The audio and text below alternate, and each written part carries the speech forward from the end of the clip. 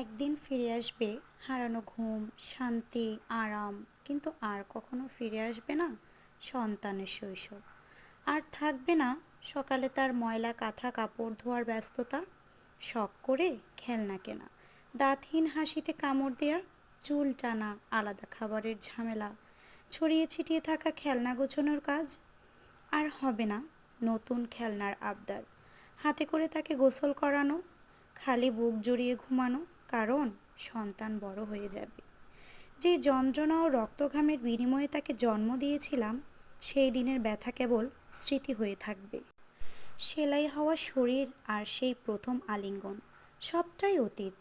কত শত দিন, মাস, বছর কেটে যাবে, সে একদিন নিজের সংগ্রামে ব্যস্ত হয়ে উঠবে, আমার কোল ছেড়ে নিজের জীবন গড়বে। যে মুখটা বুলিয়েও বলতে পারতো না, আর তার সাথে আর মা বলে ডাকাডাকি হবে না, কথা হবে না আগের মতো। তখন আমাদের তাকে ঘিরে থাকা সব ব্যস্ততাকেই বিদায় জানাতে হবে, কারণ সে নিজের জীবনে ব্যস্ত হয়ে যাবে।